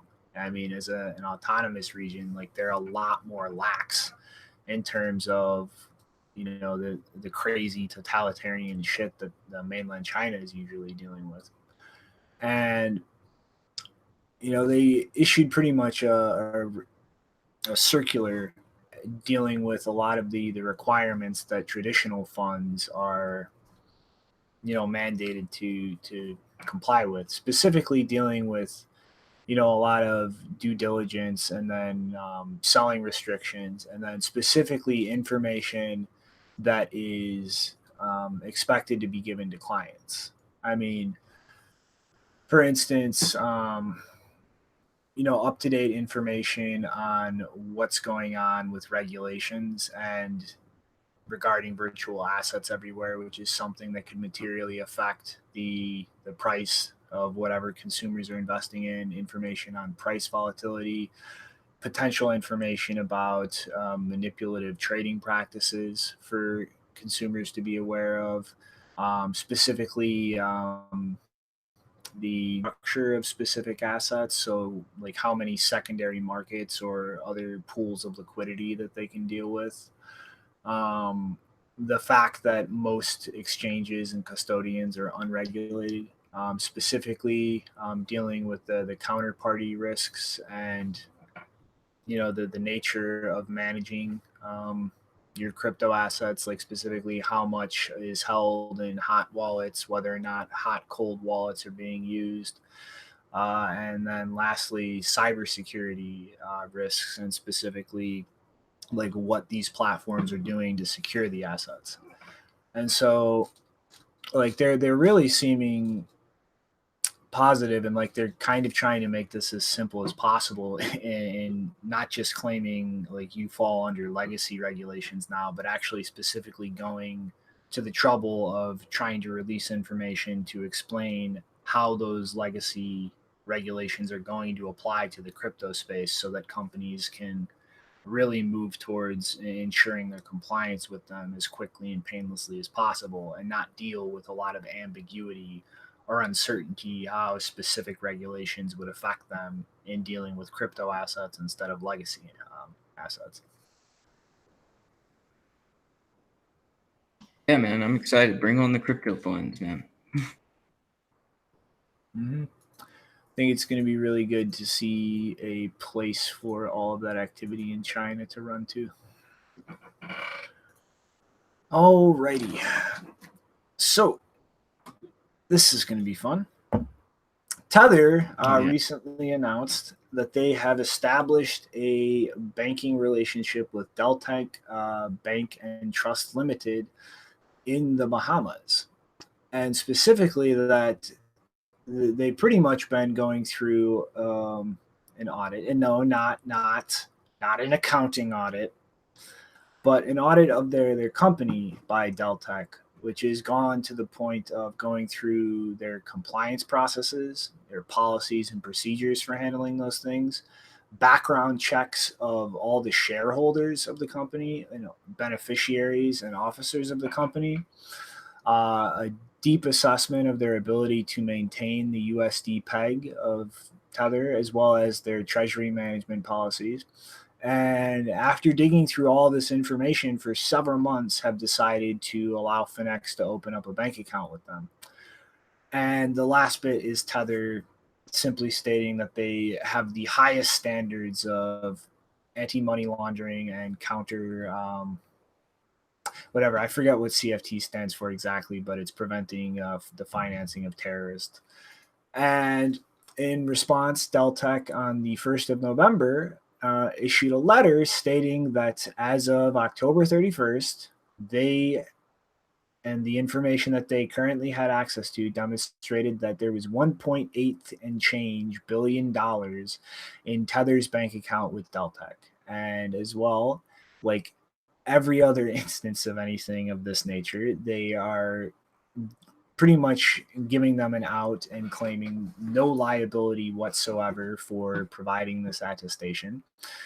And I'm sure that Bitfinex and all of the Tether lunatics are screaming, running around the hill and going, it's a scam, it's a scam. They're printing money out of thin air. But, why, like, this kind of like nonsense, it really boggles my mind how they would think that, one, they would be able to get this bank to make this attestation. Two, that they would have some way to get $1.8 billion somehow magically loaned to them and wired to this account to trick this bank into making this attestation if they didn't actually have this money. And three, why the hell anybody who's been under the fucking microscope of the CFTC for almost, what has it been, like around a year now, would do something as insane as literally just print Tether unbacked out of thin air and attempt to manipulate markets with this, when we've seen through like one of the only legitimate statistical studies of Tether's effect on the price that it had almost no effect. So what's the end game here? And like, really, this just seems to me like they've just once again found a solution to their banking problems when they have everybody in the world, from banks to governments, breathing down their necks and trying to undermine their banking relationships. And they've moved from Puerto Rico, which I'll remind everybody, Noble Bank, one of the reasons that they were going bankrupt was Tether pulling out. But in very coincidental timing with this, they had also had their custodian bank in New York shut them down. So again, pieces put together. The bank in New York City that was holding their funds cut them off. Tether withdrew. That bank wound up going bankrupt. And so now Tether has had to find a bank in the Bahamas, one of the places best known in the world for literally hiding rich people's money offshore to be exempt from taxes. And I mean, like, it's honestly, like, to anybody out there who really continues believing this Bitfinex bullshit, like, what is more likely? That you have a bunch of deranged lunatics who have lines of credit where they can get billions of dollars at the snap of a finger to fool a bank into giving them a letter of attestation while they're printing money out of thin air with the CFTC crawling up their ass, or you just have a lot of banks and regulators trying to fuck them over in any way possible because they're a competitor in the cryptocurrency space, which pretty much everybody in the legacy system who has an ability to try to fuck somebody over in the cryptocurrency ecosystem is doing so because it's in their financial interest. Which of those two scenarios is more likely here? What requires less assumptions and less deranged leaps in logic?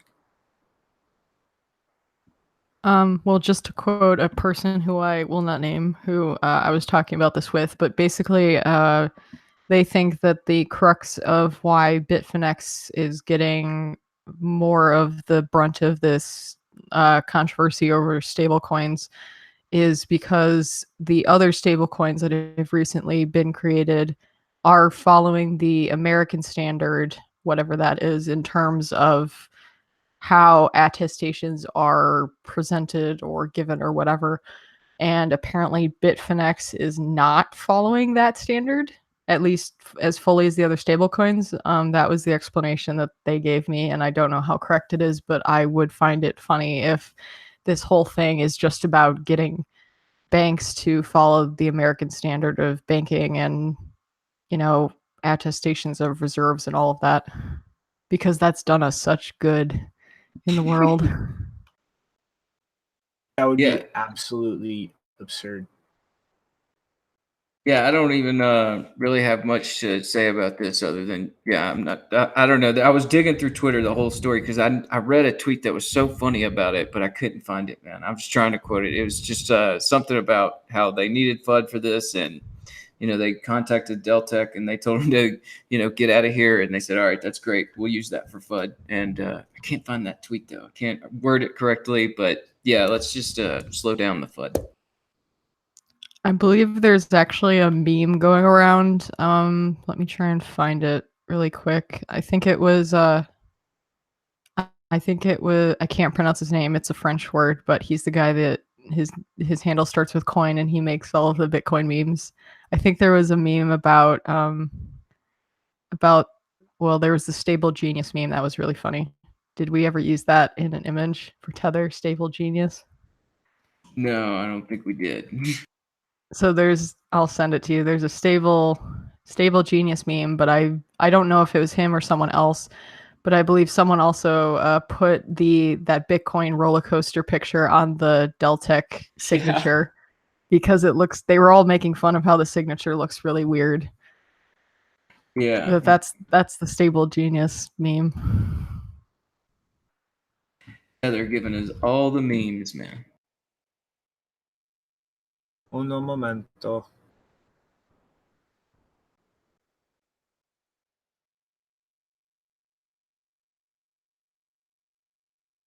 Cricket, cricket, cricket.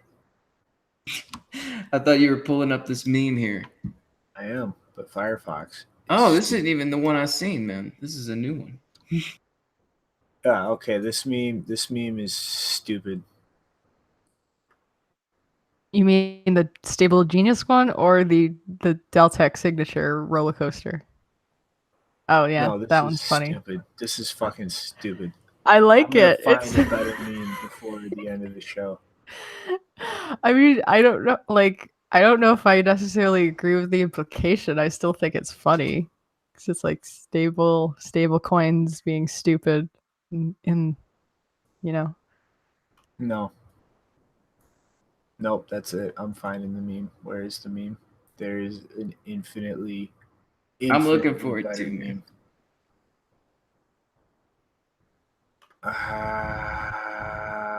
Okay, this is not. I know it was on Reddit. productive I with don't time. remember who Okay, made it. done. Done. You found it? Nope, I'm giving up because this is wasting everybody's time. Next All right. time we'll have the memes Yeah. ready. Next story. All right. Oh God, SiaCoin. Mm-hmm. So, SiaCoin has SiaCoin has gone through with the fork, and this is just really played out in an incredibly stupid way.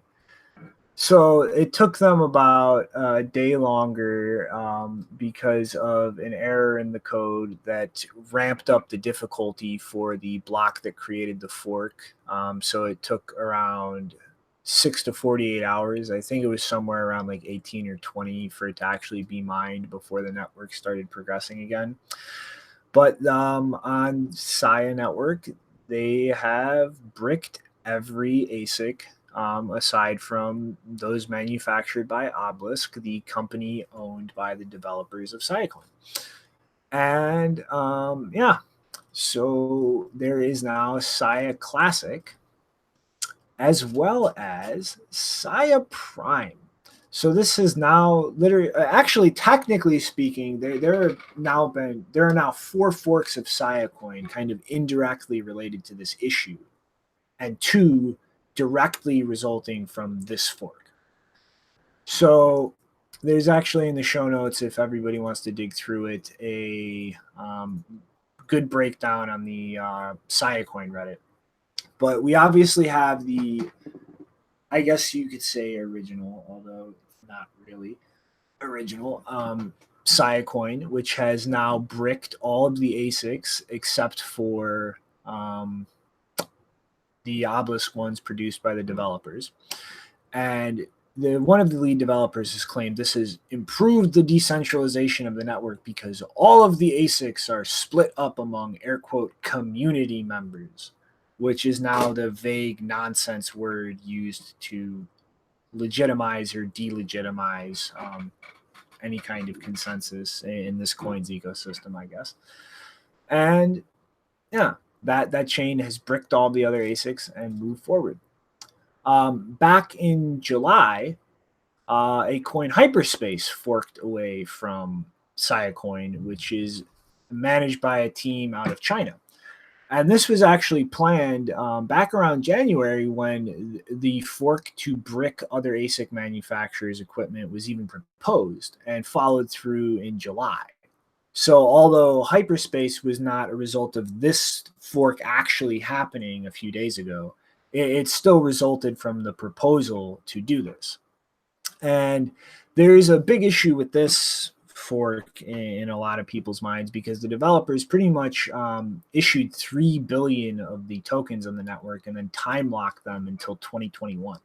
So in 2021, the hyperspace team will wind up owning around 20% of the entire token supply.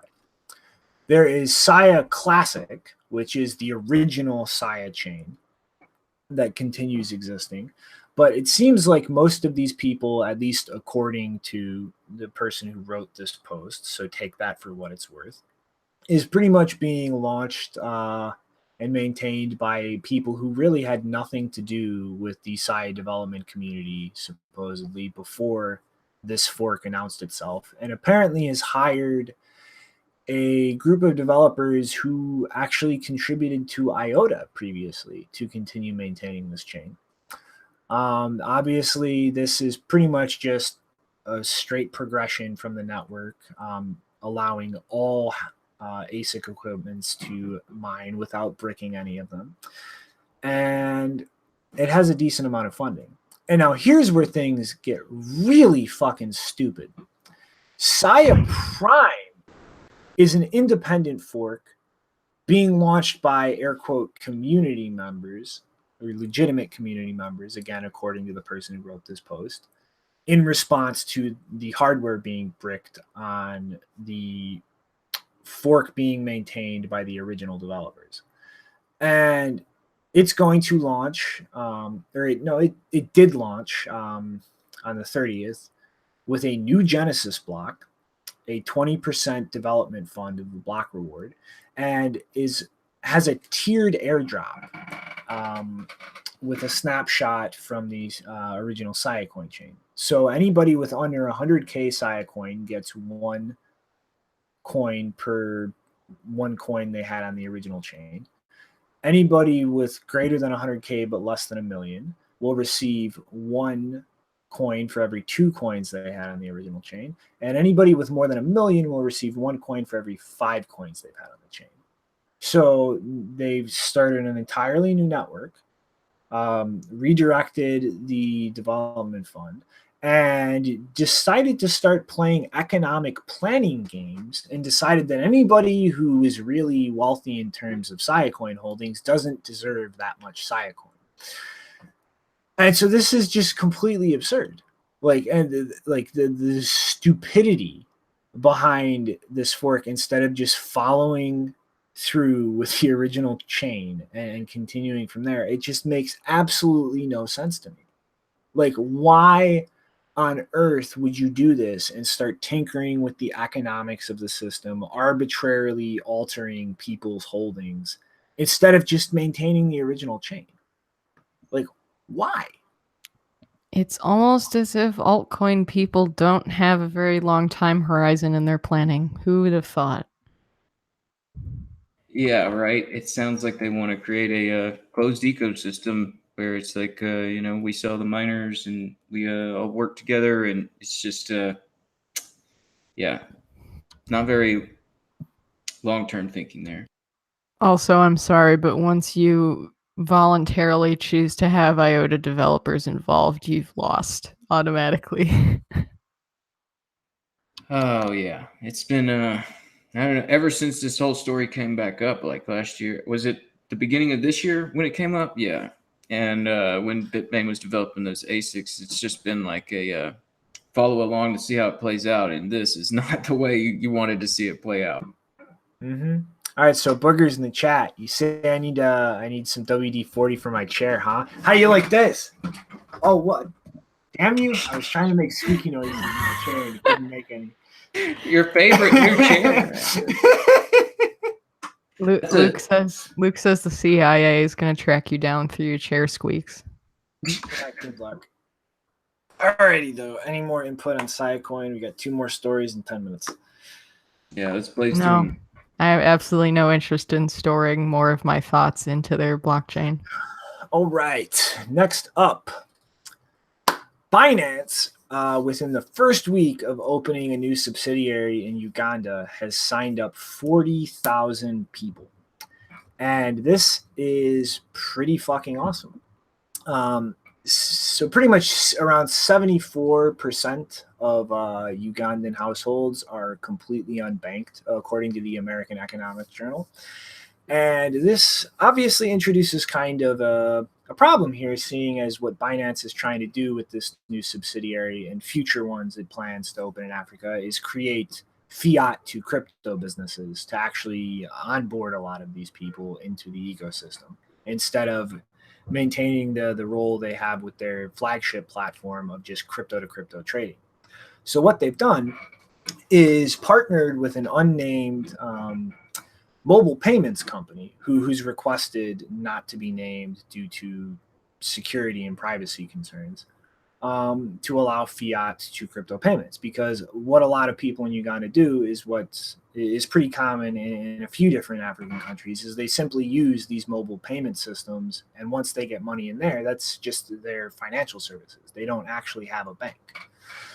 And so this is pretty much allowing a very quick and relatively frictionless fiat on and off ramp for Ugandan people into the Bitcoin ecosystem. And right now, I believe this platform is only listing Bitcoin and Ethereum. I'm unaware of any plans to offer more coins directly against fiat in the future. But this is just a brilliant thing. Like, they've expanded into an African country, and established a fiat to crypto rail without any bank account in that country. And this is like it's still subject to know your customer procedures for this because they're dealing with fiat in some way.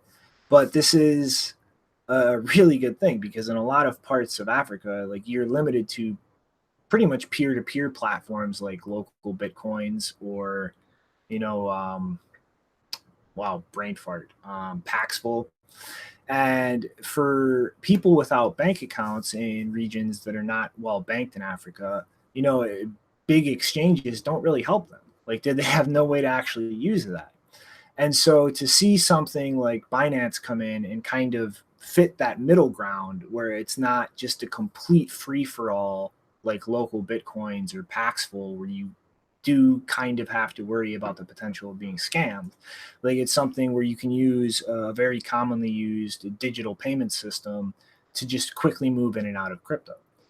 And they're planning on trying to expand into Kenya and a few other countries in the area to kind of allow remittance use cases to be a lot more simple as well.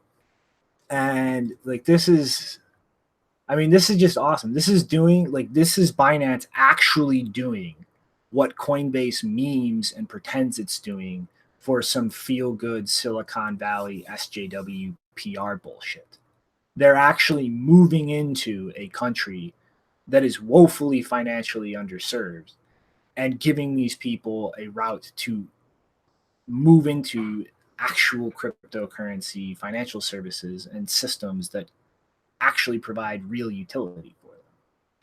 And, you know, given the labor market in Uganda having a very high amount of unemployment, like we discussed a little bit in the story a month or so back with BitPesa partnering with Japanese bank for remittance services, there being a lot of trade routes being opened between Japan and countries in Africa, specifically for, you know, certain types of digital goods and products. Like, this is something that could really help kick off on that side a lot of economic growth and employment opportunity. And it's really kind of ironic, I think, in a way, that that Binance, the company that the funds are Saifu, the shitcoin exchange to replace Poloniex, is actually building something out to help bank the unbanked.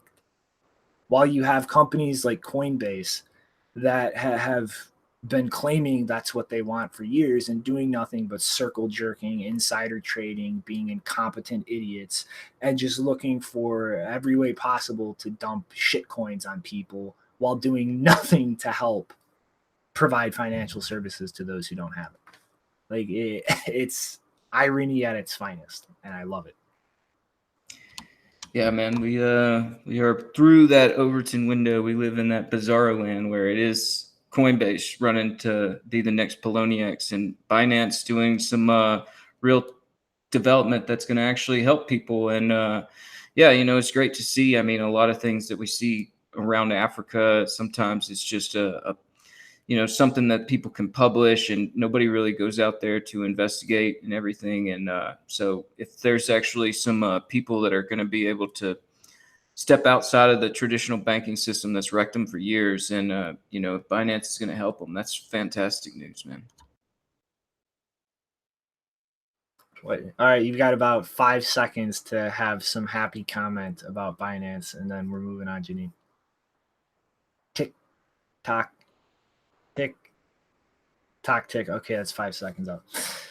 All right, so last story of the day, kind of a shitty one on the flip side from, I guess, awesome news about Binance doing something beyond shilling shitcoins. The Indian government met, I believe, on the 31st or a little bit before. No, actually the 30th, in response to the Indian Supreme Court demanding a concise position on cryptocurrencies in 2 weeks. And apparently they were specifically deliberating what would be an appropriate legal framework to ban the use of private cryptocurrencies, or in other words, public blockchains. And there's not really much to go on here except a very short announcement put out in response to this. But I don't really like the sound of this, that they're effectively like, how do we do this? Like, what is the way or the appropriate way to do this? Not what is the appropriate action, but the appropriate way to do this. As if there's already some large prevalent attitude that this is what should be done. And, you know, it just sucks. And I guess we're going to be kind of watching to try and get a clear answer to this for a while, like we were with the yet undecided Supreme Court ruling on the circular. But, you know, it's just going to have to see how this plays out. And I hope they don't actually do this. But if they do, as much as it sucks for the Indian people, I mean, I guess Janine's comment the last time we talked about this is kind of on point. Like, at least it'll be a large scale test to see how well Bitcoin can function in a place where it's just outright illegal with a very large population who might find utility in using it. So, I mean, it just really sucks to see, you know, if this happens the second time in 5 years, that the Indian population pretty much just gets used as a economic experiment. But yeah, it's not cool, man. It's not good. I mean, we keep covering this story and coming back to it, hoping that it's going to move in a positive direction, and it just keeps sort of slipping down that hill of, it looks like they're trying to, you know, outright ban the activity. So, yeah, like you're saying, we'll keep our eye on it, but that wording doesn't sound very good as far as looking for a way to do it. So, it sounds like that wording does sound like they kind of have a decision made, and they're just trying to figure out a route to actually achieve it. And that's not good, the way that we've been seeing this news story develop. All right, Janine, spit out a thought, or we're going into final thoughts. Well, I mean, I kind of just go into my final thought. All right. That's my only thought. All right, I've got a final thought, and it's just another speaking thought here. So I just wanted to remind everyone of something. We are having great improvements and strides towards anonymous Bitcoin, multi-sig design, and second layer solutions like the Lightning Network and sidechains. But at the same time, let's all recognize where we are in Bitcoin history. We are just 1 year into SegWit, 1 year into developers not having to worry about the direction Bitcoin is headed, 1 year into Lightning Network, 1 year into testing huge daily volumes on mainnet.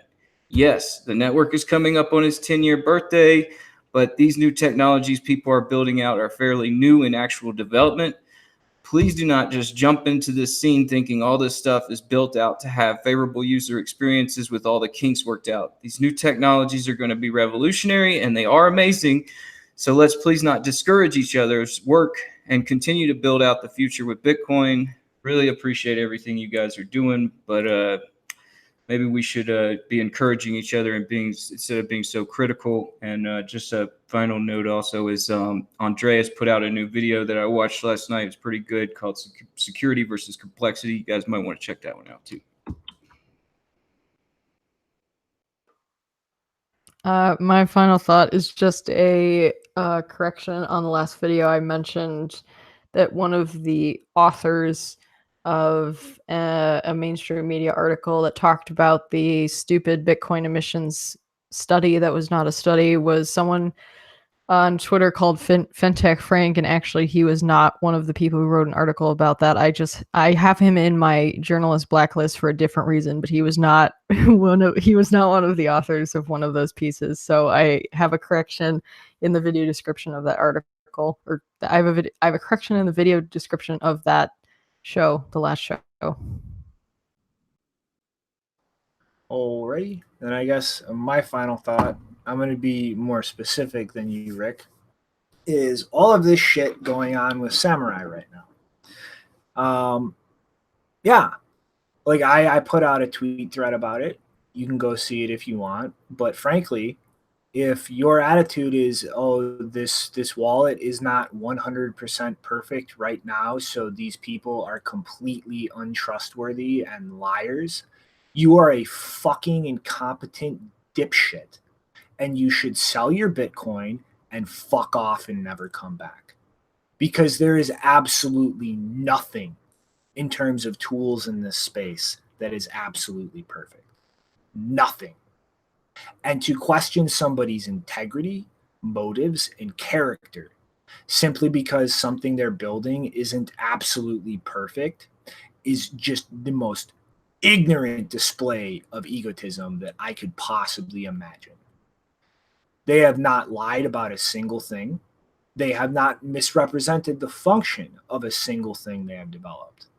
And as Luke is saying in the chat, yes, part of this criticism was from Greg Maxwell. I don't give a shit. He was being an ignorant fuck in the way that he framed things and attacked their character instead of simply pointing out issues that he had with the software implementation, and specifically being ignorant in his claims that they were lying or misrepresenting things, which they absolutely have not done. Disagreements are healthy. Attacking people because of disagreements is not. There is one reason to actually attack somebody's character. They have actually lied or misrepresented things or tried to scam people. And the Samurai team has done none of those things. They have had a roadmap for a year. They have been honest about the state currently of their software since they started developing things. And they have not completed that roadmap. So effectively, like, what is going on here is just childish egos. And people need to step the hell back. And if they have criticisms, keep it about the software. Keep it about the implementation. Because the minute you start attacking somebody's character, you're not walking that back. That's not something you can undo. In the exact same way that I am never going to look at Roger Ver again and think that he is a legitimate person in this space, because I have made a complete judgment. That's it. He is dead to me. He is done. I am never going to look at him as a genuine person ever again. And I made this after a long period of time and a long series of actions. I made a judgment, and that judgment isn't getting undone. So if you're going to make a judgment like that against somebody, found it in facts, know that it's final and you're not coming back from it. And like, yeah, like those guys have done a shit ton of hard work. They're continuing to do a shit ton of hard work, and they have not misrepresented anything in terms of factual features or statements about that wallet. So yeah, if you're going to actually criticize them instead of criticize a specific thing about their wallet with the intent to help them improvement, then get fucked. Let me just add one quick thing to that. Is like, there are so few developers that are actually working on this stuff that, we just can't be breaking each other down like that. And, we should be encouraging each other and, being, like you're saying, critical of the software. Let's not get into these personal back and forths. And, like Nopar was asking about atomic swaps earlier, and we were talking about, it's just like there's so few developers that are actually building out different areas of this. And so let's not, trounce on someone that's actually trying to build out a very valuable part of the ecosystem, because, like there might be some disagreements as far as just like understandings of the way that it's being developed. But let's just try and keep that all, let's try and be civil about the developments. All right. And on a last note, I found that meme. This is what we're going to end on. This is a way better fucking meme than this stupid stable genius. Remember, everybody, no dips. I guess we'll see you on Wednesday. Adios. Later, everyone.